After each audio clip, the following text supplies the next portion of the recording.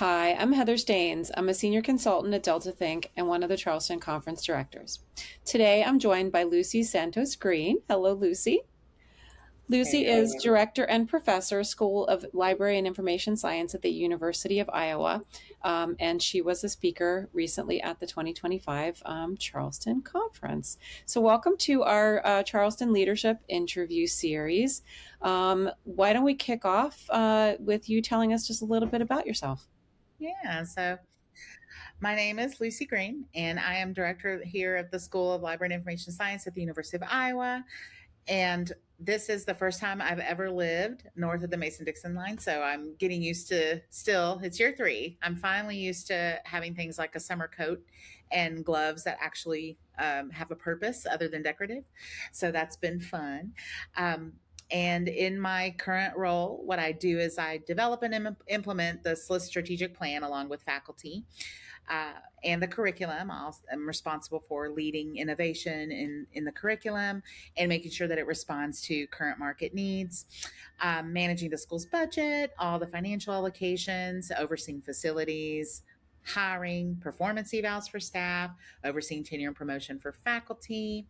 Gosh, let's see what else. Any human resources issues and awards associated with SLIS, promoting, fundraising, and also just a huge amount of encouragement, whether it be encouraging faculty engaging in scholarship and research, encouraging students to go out for opportunities and to, fulfill their dreams, and also establishing and maintaining strong external partnerships, which is one of the reasons I enjoy opportunities like this one.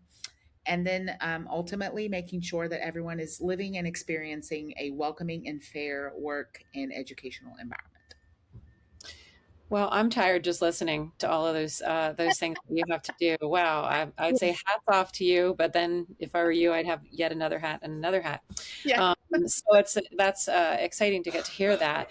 Now, you have had a couple of, I'd say, zigs and zags. In your profession. I put myself firmly in the ziggity zaggity bunch as Yeah. well. Some folks who've listened to other interviews may have heard. Did you always want to be a librarian, or how did this happen?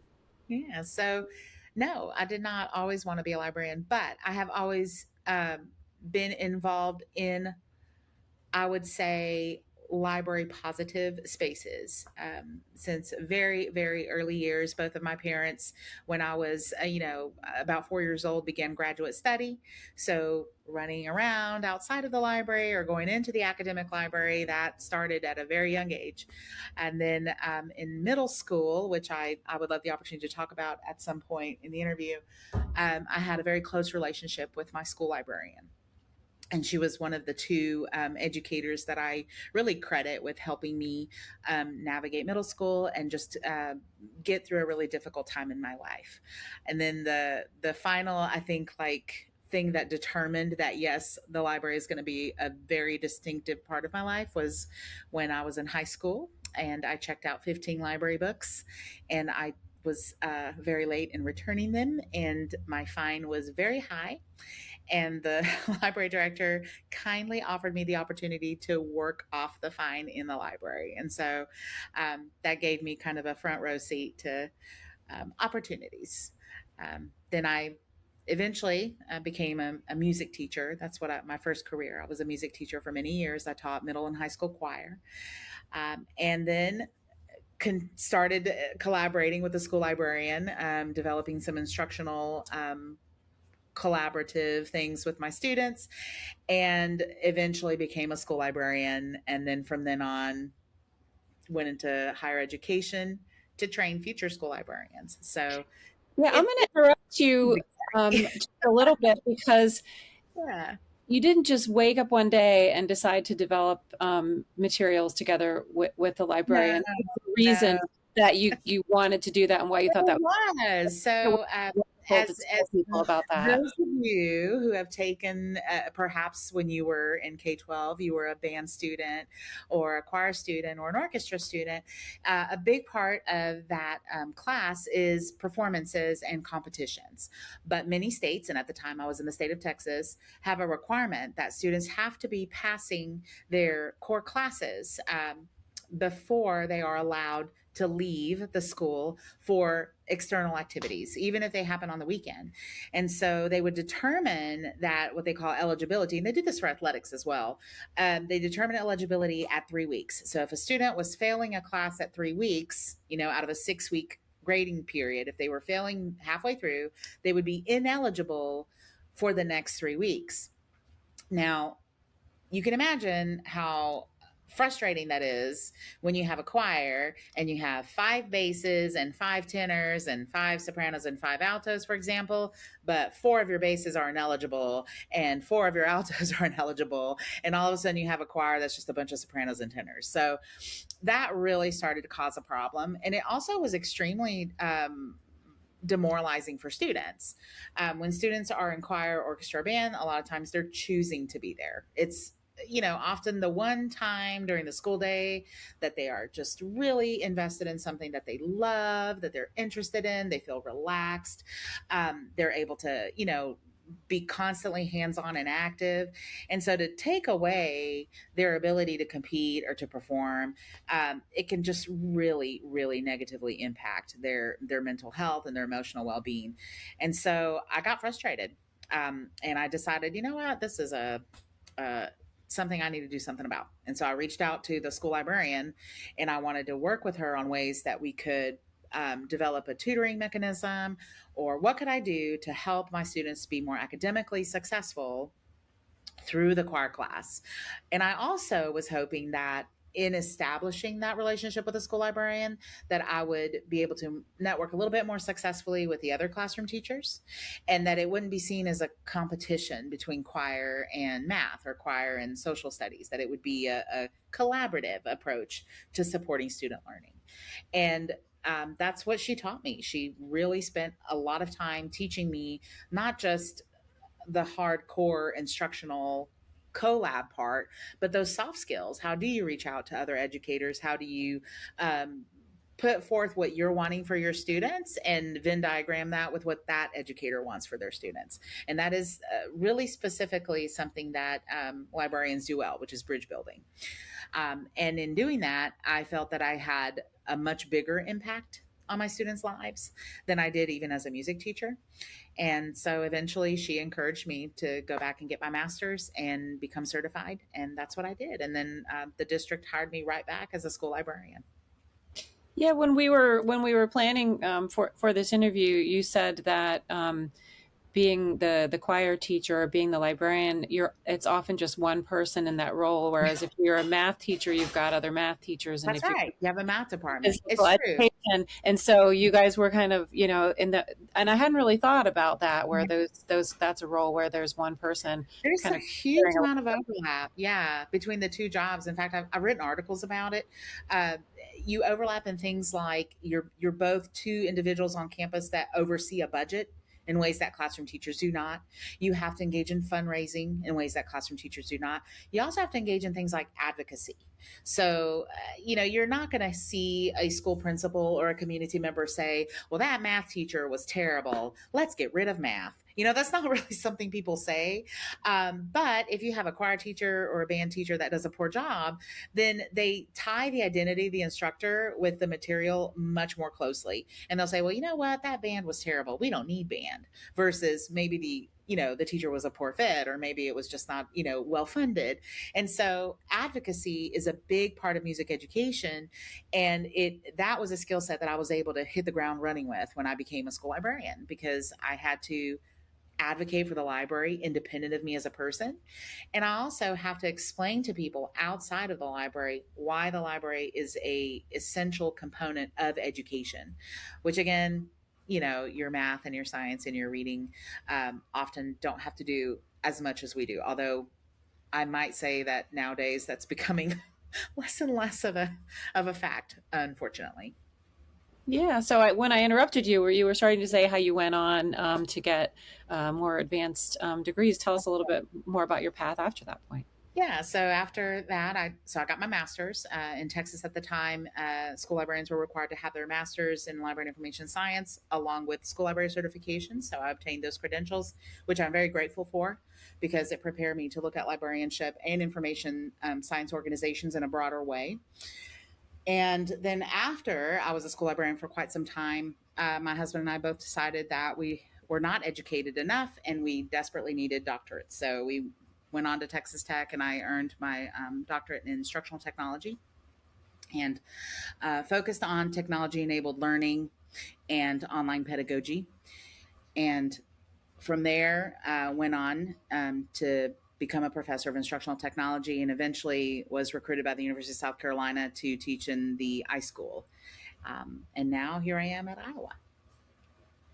Yeah, So moving yeah, it nowhere. seems zigzaggy, but in my mind, it makes perfect sense Hmm. to move from these things because I think there's such a massive overlap.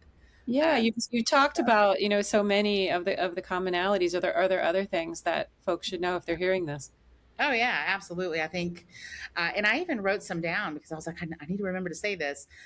When I think about being a music educator and now preparing future librarians and just even my work as a school librarian, the really lovely thing about it is this really conscious approach to nurturing students as creators and not just consumers. Um, we want them to be creators of knowledge. We want them to be creators of culture. And in both fields, you see this multimodal, student centered learning approach, whether it's through singing, composing, researching, producing digital content.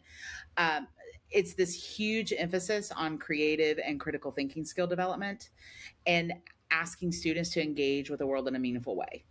And when I'm educating future librarians, that's a big part of what I'm doing is I'm equipping them to continue to do that professionally, but then to go on and do that good work for their communities as well.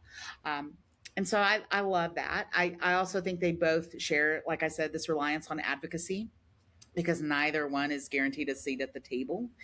And so you learn how to explain why your work matters. And I that's one reason I actually encourage music folks and library folks to come together as much as they possibly can. Any of the fine arts, really. I think we all need to be engaged in these conversations as much as possible to learn from each other on how we advocate, how we explain, how we make our discipline accessible. So, and then I think both callings fundamentally are about imagination. So you have people being encouraged to move beyond the well-beaten paths of thought to explore, inquire, create something new. Um, and yeah, I think that's the beautiful thing about interdisciplinary disciplines, which I consider music and um, information science to both be very large umbrellas. So yeah, I hope that Fantastic. answers that question. Yeah, no, give me a lot of food for thought. I first uh, saw you present virtually last year at Electronic Resources and Libraries, but I was fortunate to meet you in person in Charleston, and maybe some others who are listening to this did as well. If folks were not able to attend your session, and you want to encourage them, I encourage everyone to go back and take a look at the recording. But if there's a couple takeaways from that session or a little advertisement you'd like to give, it was a really wonderful session. I think Kathleen McAvoy from Every Library organized it. But tell our listeners a little bit about that session. Yeah. So the one person that I will credit with inspiring my initial desire to share this message is our academic library liaison at the University of Iowa, Katie DeVries. She gave a wonderful speech to our students that were graduating the first year I was there, and she explained that there is importance in minutia. There is importance and value in the small step. And I really started thinking about that. What is it that I can do um, in my work that could otherwise be labeled as minutia or small, but that is much more impactful and important than I realize. And as I started thinking through this, I developed this presentation. And again, to be helpful, I pulled the important points. Two main categories that I discussed at this presentation. It was awareness, and this is not on the side of the library, but actually on the side of what you're building, awareness. And then the other category was visibility. So under awareness, we talked about expanding the perceived library identity in your area, from service and support programs only to sources of strategic insight at the institutional level. So, how do you make sure that people know this, that they see you as an important, proactive voice in anything that they're beginning to do? Dispelling any misconceptions held regarding the library's role in institutional health. Um, and by the way, a misconception could be that the library doesn't have a role in institutional health, when in fact it does. Demonstrating how the library contributes to an institution's ability to meet its priorities.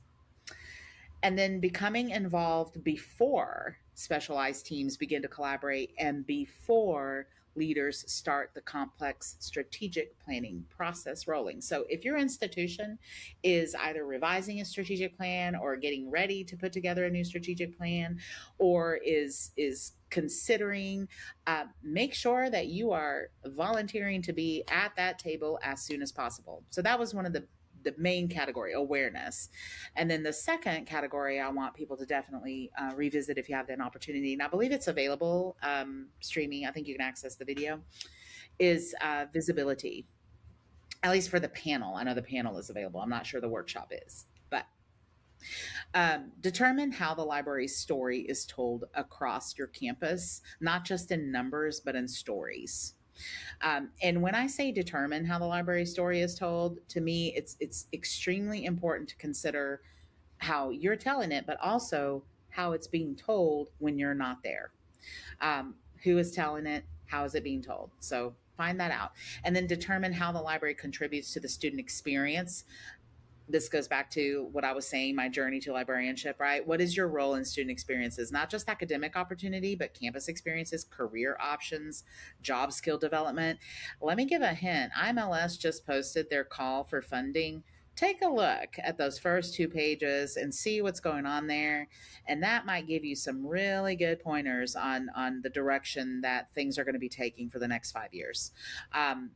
You'll see there's some really big emphasis on that job skill development component that I think we're going to be needing to take very seriously. And I think it's going to be on us to explain what things that we used to sell as these are things humans need to be well rounded. We're going to need to translate that into workforce development.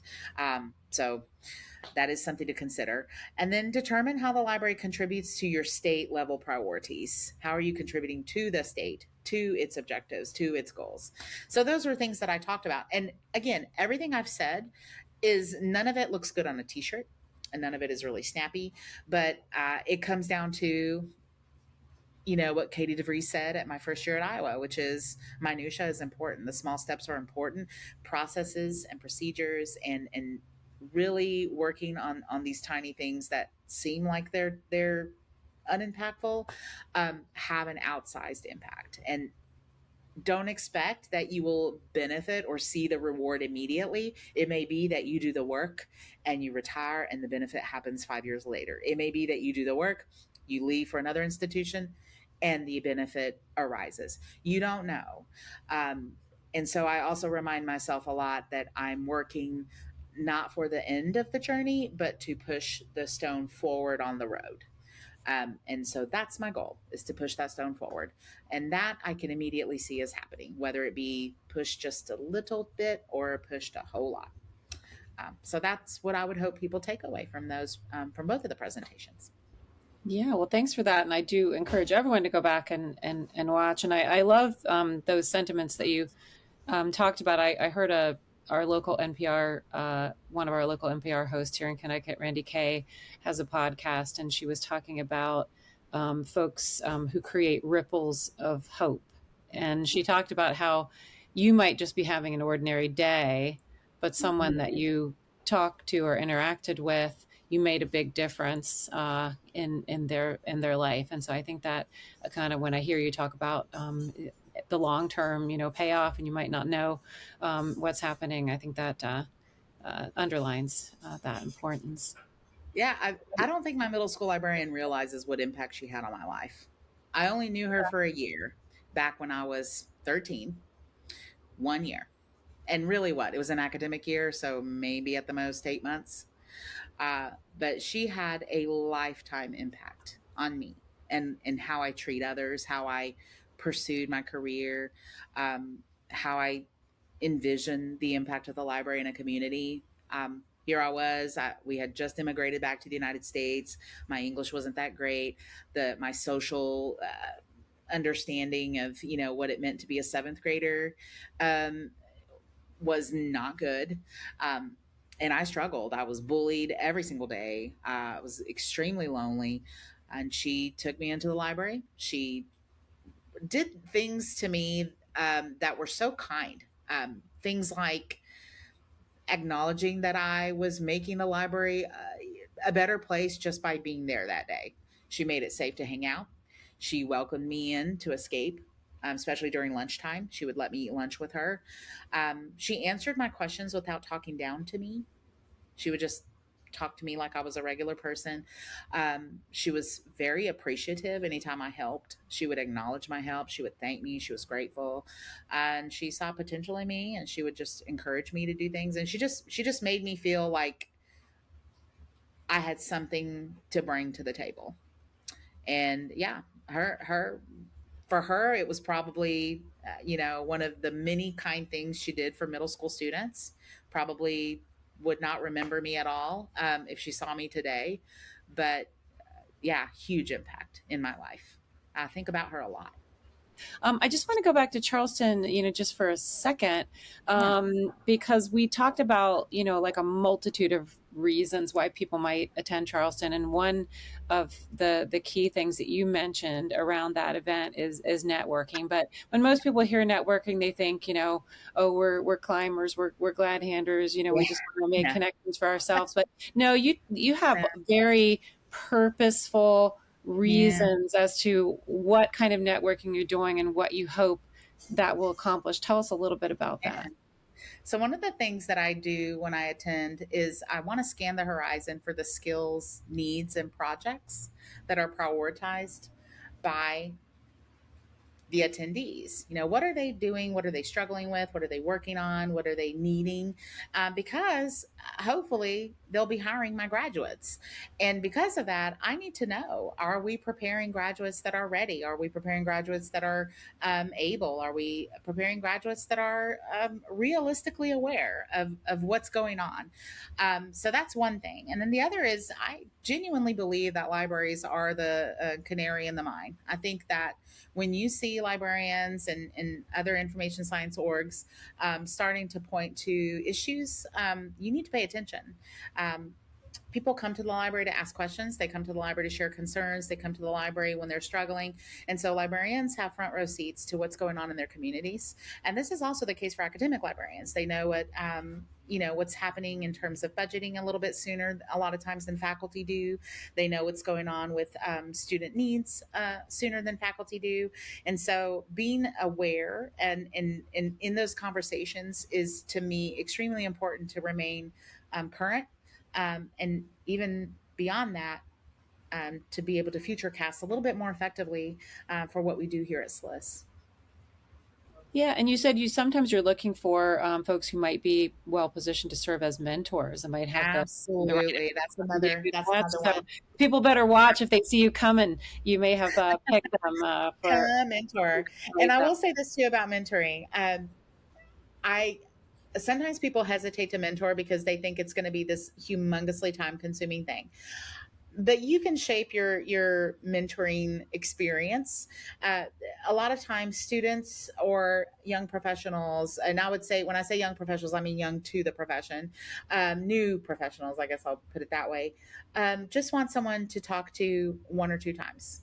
Or they just have one specific issue that they want to have a conversation about. So if I approach you and want to talk to you about mentoring, um, it could be that someone just wants to sit down with you and pick your brain for over one coffee. It doesn't have to be a very long term thing. Um, but please do, because mentoring does have a huge, again, it's your way to have a much bigger impact um, than you might even realize you're having. And students are always craving the opportunity to talk to mentors. So, yeah, I definitely do case the joint for mentors. Yeah, well, I'm completely supportive of mentoring, and if there's ever anyone that I could help by talking to them, I'm happy to do that. One of the things that I like about the Charleston conference is the mix of attendees between the librarians, the vendors, the publishers, and I'm not a librarian. I've been on the publisher side and the vendor side, but I always seem to be in roles that work very closely with librarians. One of my favorite parts, and as a consultant now, I do that as well. And I find that it's kind of a mixed bag when it comes to publishers and vendors. Even though we are locked together in this ecosystem, not everybody in the publisher or vendor space might truly understand the challenges and some of the hurdles that libraries are facing. If there are vendors and publishers listening to this, what advice would you give them so they could get maybe a better handle or overview on some of those issues? Yeah, and I know you and I talked about some things on this. Um, for example, do I choose librarians to be consultants or do I hire librarians? Uh, I don't think you have to decide. I think you can do both. But I thought about this more, and I really came to something specific that I see happening again, not just with vendors. There are other situations where this happens as well. Um, but this would be a big piece of advice that I have. Do not ask questions if you do not plan on respecting and genuinely considering the answers you get. So it doesn't take long for people to perceive a futile and performative exercise. And I see this happen a lot. So I think most of us have an example of a time we're asked to complete a survey or a feedback form, or we attend a meeting or a focus group and we share our thoughts and we feel like we're really, giving you all this insight and giving of our precious time, only to realize that you already had in mind a road, you already had a map, you already had a decision, and we're just a checklist item. And to me, this is one of the quickest ways that vendors can damage professional relationships and break down trust. So if you're attending and if you are building relationships with library professionals and information science professionals, um, be prepared if you ask questions to maybe not be comfortable with the responses.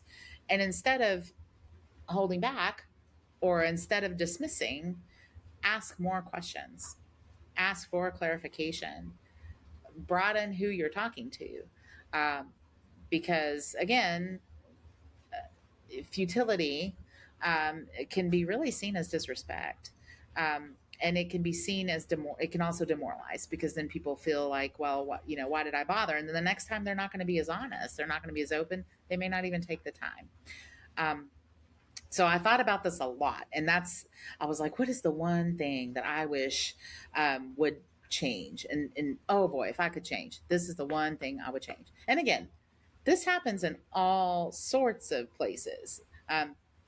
This is not unique to a vendor or to, I think we can all again say there was a boss that did this, or there was a place, a marketing company, anything. But It's if good you advice could, for all of us to take to heart. So thanks for sharing that. Um, you work with students and everybody, faculty, staff, and the like. But when you're talking to students, they are looking out there at perhaps a scary future, hopefully exciting future. But there's a lot happening in our world today. And we talked a yes, little bit in preparing for this about this feeling of cognitive overload. And so when you're talking to students, how do you try to get them out of that headspace and on where they are thinking more about opportunities and yeah, what they can do, what they can bring to the table? yeah. Oh, Um, so yeah, we talked about cognitive overload, and we talk a lot about in our discipline developing critical thinking skills. And right now, I feel like we're in an era where we even have to revamp that. Like people are, oh, what's critical thinking? I don't want critical thinking. Um, Recently, I ran across an article in the February 2023 edition of The Conversation. So I don't know how many of you are familiar with the conversation, but it's a great way for researchers to share their research in very public friendly ways, just really short, easy to read and digest articles. And this one was an approach called critical ignoring. And I thought, ooh, I need help. It's an article by Ralph Hertwig, and I wrote this down to share with everyone. Ralph Hertwig, Anastasia Kozareva, Sam Weinberg, and Stephen Lewandowski. And the title of it is When Critical Thinking Isn't Enough to Beat Information Overload, We Need to Learn Critical Ignoring. So they define critical ignoring as, and this is directly from the article, the ability to choose what to ignore and where to invest one's limited attentional capacities. And I thought, okay, well, what's the difference between that and just not paying attention? And so they explain, they said, it's about practicing a mindful and healthy habit in the face of information overabundance. And so I encourage everyone to look up this brief article. It's very, very short, but it describes three main strategies for critically ignoring with clear examples. And what I really liked about it too is that it helped me think of information more alongside like meal planning. So here is the information that I am going to choose to take in. And I'm going to do this because these are the little plots of land that I can harvest, that I can plant and harvest from. And so this is aligns pretty well with what I talk to my students about, which is you cannot solve everything. You cannot. You cannot be responsible for everything. Uh, the moment you start doing that, you are going to never, there will be never ending to your grief.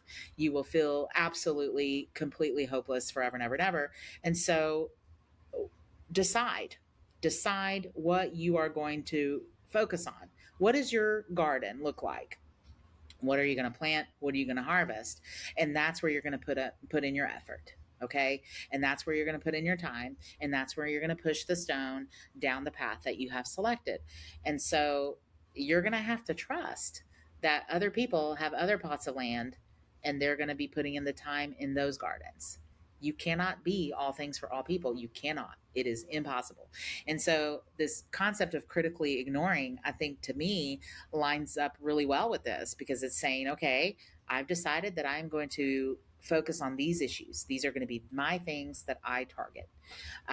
And I'm going to go ahead and make sure that the information I'm taking in and the stuff that I'm engaging with on a daily basis helps me succeed in my efforts in these areas.